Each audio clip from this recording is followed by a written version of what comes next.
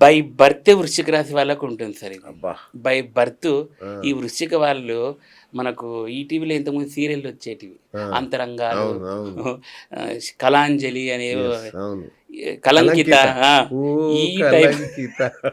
ఈ type of ఇది వాళ్ళకి క్రషింగ్ ఉంటుంది మైండ్‌లో. అబ్బా! కానీ రాజయోగ జాతకులు వాళ్ళు. ఆ! కానీ మైండ్ సరిగ్గా ఉండదనమాట. మెంటల్ టెన్షన్ అంతా. ఓకే. రాజయోగాన్ని పొందగలిగే జాతకులు. కానీ మనసులో మటుకు ఎప్పుడు అలజడి సునామీనే. కాబట్టి వీళ్ళు బై బర్తే మెంటల్ టెన్షన్ తోటి పుట్టే జాతకులు వృశ్చిక రాశి వాళ్ళు. ఓకే. తర్వాత కర్కాటక రాశి వాళ్ళు. రైట్. వీళ్ళు శుక్లపక్షం, కృష్ణపక్షం ఈ తిథుల ఆధారంగా వాళ్ళ జీవితం ఆధారపడి ఉంటుంది. సో గురూజీ మీరు ఇంతకుముందు చెప్పారు. ప్రతి రాశి వాళ్ళు ఒక దేవత పేరు చెప్పుకుంటూ వచ్చారు వీళ్ళు. అంటే రాశులను బట్టి కూడా దేవతారాధన మారుతుందా? అవునండి. ఎట్లా అంటే చూడండి సార్, ప్రతి జాతకంలో కూడాను ఇష్టదేవత అనేది ఉంటారు. ఓకే. ఇష్టదేవత అంటే మీకు ఇష్టమైన దేవతని కాదు. జాతకరీత్యా భగవంతుడు మీకు ఆల్రెడీ పుట్టడంతోనే ఒక ఇష్టదేవతని పెట్టండి. షీఈ్ యువర్ ప్రొటెక్టింగ్ గాడెస్ అనమాట. ఓకే. అది దేవుడైనా దేవత అయినా కూడా మీకు రక్షించే ఒక ప్రొటెక్టర్ అన్నమాట. ఓకే. సో ఆ దేవతని మీరు ఫైండ్ అవుట్ చేయగలగాలి. నేను తంత్రంలో ఉన్నా కాబట్టి దేవతనే చెప్తున్నాను. మామూలు సాత్విక విధానంలో కూడా దేవుళ్ళు కూడా ఉంటారు.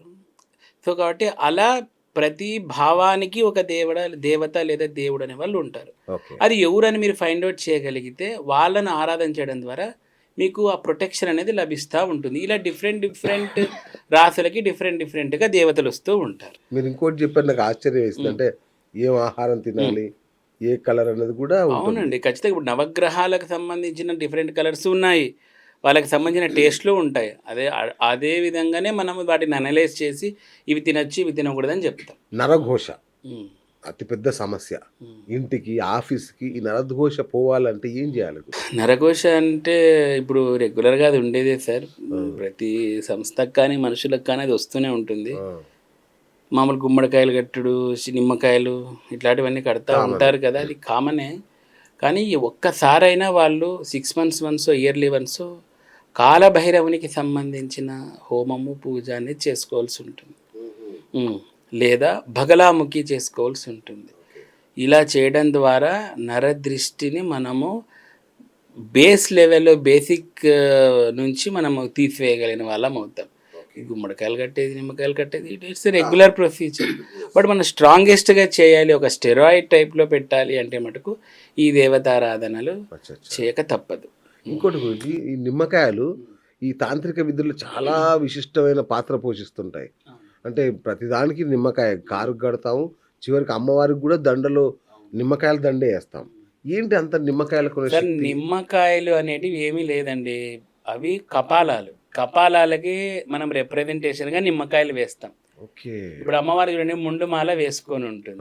అంటే ఏంటి, తను చంపిన రాక్షసులని ఆ తలకాయలు వేసుకుంటూ ఉంటుంది. అమ్మవారి మెడలో 51 ఉంటాయి అని చెప్తారనమాట. ఓకే. సో అన్ని ఇప్పుడు రియల్ కపాలాలంటే ఎక్కడి నుంచి తెస్తాం ఇప్పుడు? కష్టం. అది కూడా కపాలం ఒక్కొక్కటి ఇంత ఉంటుంది. మనం 51 పెట్టినా ఎంత కిందికి అవుతుంది? It is highly impossible to wear. కాబట్టి దానిలో రీప్లేస్మెంట్గా నిమ్మకాయ అనేది వచ్చింది. ఇక్కడ 2 రకాలు వాడతారు సార్. తంత్రంలో అయితే టెంకాయ కూడా వాడతారు, కానీ టెంకాయ బలికి మాత్రమే. నిమ్మకాయ సంగతి అడిగారు కాబట్టి నిమ్మకాయ అనేది రిప్లేస్మెంట్ మనకి కపాలానికి. ఓకే. సో కాబట్టి ఆ ముండుమాలకి రిప్రజెంటేషన్గా ఆ కపాలమాల లాగా ఇవి వేస్తారు. అది బేసిక్. ఓకే. తర్వాత ఈ కొబ్బరితో కూడా మనం మాల వేస్తారు. కొబ్బరికాయ అనేది స్కల్ రిప్రజెంటేషన్, పుర్రెని రిప్రజెంట్ చేస్తుంది. అది ఏంటి, ఇట్లా పగలగొడతాం కదా సార్ అది. సో అందుకే మనం పగలగొట్టేది కూడా ఎందుకు? మామూలు సాత్వికాచరణ ఏం చెప్తారంటే అది అహంకారానికి ప్రతీక, నేను భగవంతుని దగ్గర అహంకారం సమర్పించినాను అని చెప్తారు. వీడు ఏమీ సమర్పించే టెంకాయ ఒకటే సమర్పిస్తాడు. ఎవరు సమర్పిస్తారు సార్ అహంకారం? ఎవరైనా సమర్పిస్తున్నారా? It is highly impossible. ప్రాక్టికల్గా ఇవన్నీ పనికిరావు తంత్రాలు. కాబట్టి వాళ్ళు ఏం చెప్తారు, తలకాయ పగలగొట్టినట్టు. ఇప్పుడు అమ్మవారు రక్తప్రియే కాబట్టి తాంత్రిక దేవతలు కాబట్టి ఆ టెంకాయని దాన్నిగా కొడతారు. కానీ నిజం చెప్పాలంటే తంత్రాలు టెంకాయకి స్థానం లేదు. దాన్ని తీసుకొచ్చి వీళ్ళు సాత్వికంలో టెంకాయ పెట్టుకున్నారు. అచ్చా అచ్చా అచ్చా. దాని బదులు ఇది పెట్టుకున్నారు. టెంకాయ పాలు కొడితే ఏమో కదా సార్, కొబ్బరి నీళ్ళు వస్తాయి కదా, అది రక్తం లాగా అనమాట. వగరు వగరు రుచితో ఉంటాయి కదా, బ్లడ్ కూడా అట్లే ఉంటుంది కదా, అందుకు. గజకర్ణ గోకర్ణ విద్యలు అని చెప్తారు. అవి నిజంగా శక్తులా లేదంటే టక్కుటమార విద్యలా? అవునవును, అది గజకర్ణ గోకర్ణ టక్కుటమార అనేది అది కలిపేశారు. అదే అంటున్నా. గజకర్ణ గోకర్ణ అంటే ఇప్పుడు గజకర్ణ అంటే ఏంటి సార్? గజం యొక్క కర్ణం అంటే ఏంటి? చెవి. చెవి. గోకర్ణం అంటే ఏంది? గోవు చెవి. గోవు చెవి, గోకర్ణం ప్లేస్ కూడా ఉంది. అవును. అంటే గజం అంటే మనకి ఏమిటికి సింబల్? ఒక చిన్న చెవి. రాజసానికి, ఆఫ్ కోర్స్. ఒక విద్యకి. అంటే ఇప్పుడు పూర్వకాలం ఇట్లా పండితులని గజం మీద ఊరేగించేసేవాళ్ళు. అవును. అంటే లావిష్నెస్ కి ఇది పేరెన్నిక కన్నది గజము. అచ్చా, ఓకే. అదే విధంగా గోవు అంటే ఎంతటి ఒక చాలా శుద్ధమైనది, పవిత్రమైనది గోమాత. ఇలా ఎలా కొలుస్తామో, కర్ణము అనేది దేన్ని రిప్రజెంట్ చేస్తుంది? మెర్క్యూరీ అంటే బుధుని రిప్రజెంట్ చేస్తుంది. Okay okay. బుధగ్రహం దేనికి? రాజసానికి ప్రతీక బుధుడు. ఎందుకంటే బుధుడు రాజకుమారుడు కాబట్టి. అందుకే బుధుడు చాలా బాగున్నోళ్ళు ప్రిన్స్ లాగా వాళ్ళు చాలా వ్యవహరిస్తూ అంటారు అన్నమాట. సో అంటే ఆ ఏనుగుకి సంబంధించిన అంతటి ఆ ప్రిన్స్లీ నేచర్, ఆ గోవుకి సంబంధించిన సాంప్రదాయ ఇట్లాంటి ఆ స్టేచర్ అంతా వస్తుంది ఆ విద్యలు నేర్చుకుంటే. దానిని గజకర్ణ గోకర్ణ విద్యలు అంటారు. ఈ టక్కుటమార్ అంటే తెలియదు నాకు, అదేదో కలిపినారేమో నాకు డౌట్. అదే ప్రాస కోసం టక్కుటమార కలిపినారేమో మరి. మరి ఎవరైనా టక్కుటమార అని తెలుసుంటే చెప్పాలి. ఇది గజకర్ణ గోకర్ణ విద్యలు అంటే రాజయోగాన్ని ఇచ్చే విద్య. కొన్ని సినిమాల్లో చూసాం మేము, అంటే మాంత్రికులకు తాంత్రికులకి పళ్ళు కూడా బీకేస్తారు. సో దానివల్ల వాళ్ళ శక్తులు ఏమన్నా పోతాయా? ఎందుకు బీకుతారు అది?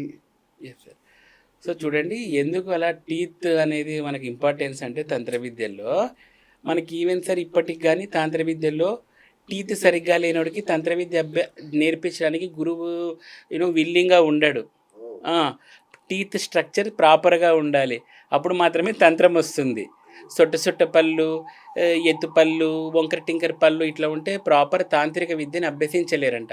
చక్కటి పలు వరుస ఉండాలంటారు. ఎందుకు పళ్ళకి తంత్రానికి సంబంధం అంటే, టీత్ అనేది ఎప్పుడు మెర్క్యూరీ. ఇప్పుడు ఇందాక మనం చెవులు మెర్క్యూరీనా, టీత్ కూడా మెర్క్యూరీ. పళ్ళు సరిగ్గా ఉండాలి అంటే బుధానుగ్రహం సరిగ్గా ఉంటేనే పళ్ళు బాగుంటాయి. పళ్ళు సరిగ్గా లేవు అంటే చూస్తేనే చెప్పొచ్చు వీడికి బుధుడు సరిగ్గా లేడు. బుధుడు దేనికి ప్రతీక? బుద్ధికి ప్రతీక, ఐక్యూకి ప్రతీక. అంటే ఇవన్నీ ఎందుకు వస్తాయి? నీకు తంత్రంలో అభ్యసించాలంటే ఇంత షార్ప్గా ఉండాలి నువ్వు. సో అంటే ఆ తాంత్రిక విద్య శక్తి అంతా కూడాను ఆ టీత్లో ఒక సేవింగ్ మోడ్ లాగా. అందుకే టీత్ లేనలో కూడా తంత్ర విద్య విల్లింగ్గా ఉండరు గురువులు. సో ఇట్లాంటి టీత్స్ అంత ఇంపార్టెన్స్ అనమాట. మనకు సర్టన్ టైంలో జ్ఞానదంతాలని వస్తాయి కదండి సార్. సో ఈ జ్ఞానదంతాల ప్రాముఖ్యత కూడా అలాగే ఉంటుంది. పూర్వకాలంలో ఏం చేసేవాళ్ళంటే రాజులు ఈ తాంత్ర విద్యల్ని కొంతమంది తాంత్రికుల ద్వారా నేర్చుకునే ప్రయత్నం చేసేవారు. కొన్ని రకాలుగా గుహ్యకాళి, గుహ్యకేశి ఇలాంటి కొన్ని విద్యలు ఉన్నాయన్నమాట. ఆ విద్యల్ని నేర్చుకునేవాళ్ళు. ఈ నేర్చుకున్నప్పుడు ఏం చేసేవాళ్ళంటే, ఈ రాజు యుద్ధానికి పోతాడు కదండి, అంటే కొంతమంది వినింటారు అనమాట ఈ రాజులు నేర్చుకున్నారు అని. ఈ రాజులు యుద్ధానికి పోయినప్పుడు ఎక్కడో చోట శత్రువుల చేత వాళ్ళు శిరచ్ఛేదం చేయించబడతారు, లేదంటే పొడి చేయి వీడు చచ్చిపోతాడు రాజు. అప్పుడు ఎవరు లేని సమయాల్లో అంటే ఎలాగో అలాగా ఈ తాంత్రికులు కానీ కొంతమంది కానీ రాజు యొక్క ఆ జ్ఞానదంతాల్ని పగలగొట్టేవాళ్ళు అనమాట. పగలగొట్టి ఆ టీత్స్ వాళ్ళు తీసుకునేవాళ్ళు. ఎందుకంటే ఆ విద్యను అభ్యసించాడు కదా, కాబట్టి ఆ టీత్కి అంత ఎనర్జీ ఉంటుంది. ఆ విద్యను సేవింగ్ చేసే మెమరీ కార్డ్ లాగా. ఇట్స్ జస్ట్ లైక్ ఒక అజంప్షన్ అనుకోండి. సో ఒక విశ్వాస, అదంతా సేవ్ చేస్తుంది టీత్ అనేది. సో ఆ రాజదంతాన్ని తీసుకొని వీళ్ళు ఆ జ్ఞానదంతాల్ని మెడలో వేసుకునేవాళ్ళు హారంగా. దాని వలన రాజయోగము జ్ఞానసిద్ధి లభిస్తుందని ఉండేదన్నమాట. ఇదంతా పూర్వకాలం మాట. సో అది ఇప్పుడు ఏమైపోయింది, అట్లనే టీత్లో ఇది ఉంటుంది కాబట్టి అందుకే తాంత్రిక మొన్న కూడా ఒరిస్సాలో ఇట్లాంటి సంఘటన జరిగింది. ఏదో చేతబడి చేశాడని చెప్పి వాడికి పళ్ళు పగలగొట్టేశారు. పేపర్లో వచ్చిన ఒరిస్సాలో జరిగిందంట. పళ్ళు పగలగొట్టేశారు. ఎందుకు పళ్ళు అంటే, పళ్ళు పగలగొట్టడం వల్ల ఏమవుతుంది, వాడు యొక్క అది మంత్రసిద్ధి పోతుంది, ప్రాపర్గా మంత్రం ఉచ్చారణ చేయలేడు అనేది ఒక కాన్సెప్ట్. కానీ ఒకటి ఏంటంటే సినిమాలో చూపించే తాంత్రికల్స్ చాలా తప్పండి. వీళ్ళకి తెలియదు, ఊరికే ఏదో చేసి చూపిస్తున్నారు. కానీ తంత్రంలో ఎప్పుడు అవుట్ స్పెల్లింగ్ ఉండదు. ఉమ్. ఈ స్పెల్ చేయడం వాళ్ళు ఉండరు, చాంటింగ్ ఉండదు తంత్రంలో ఎప్పుడు. ఓకే. ఊగబ్బా సినిమాలో ఏదైనా బగబుగే బగబా ఇదంతా ఉండదు. వాళ్ళు పలికేది ఒక్కటే. అసలు you know those people are going on a soft way, very silent way. ఇలా చేసుకుంటూ వెళ్ళిపోతారు. మన సినిమాలో భమ్ భమ్ అని ఏమేం చూపిరండి. ఇదంతా ఒక ఎగ్జాగరేషన్ అంటారు అనమాట. దీనిలోనే తెలియదు కదా వీళ్ళకి. పోనీ ప్రాపర్గా అయినా రియల్ తాంత్రిక్స్ అన్న అడిగి చేస్తారంటే అది లేదు, వాళ్ళకి ఏదో సినిమాటిక్గా చేసేస్తారు. అట్లాంటివి ఏమి ఉండవండి. వాళ్ళు చెప్పేది ఒక్కటే స్వాహ అంటారు, అది ఒక్కటి చెప్తారు అంతే. ఈవెన్ వాళ్ళ బీజ మంత్రాలు కూడా మనసులోనే వచ్చారు, అది రూల్ అలా ఉంటుంది. ఇక్కడ వీళ్ళు చెప్పినట్లు ముగ్గులు పైకి లేస్తుంటాయి. సో ఇదంతా ఊరికే ఎగ్జాగరేషన్ అండి. రియల్ తాంత్రిక్స్ అట్లా బిహేవ్ చెయ్యరు. సో అలా ఈ అవుట్ స్పెల్ ఉండదు, ఇట్లా రకరకాల కారణాలు.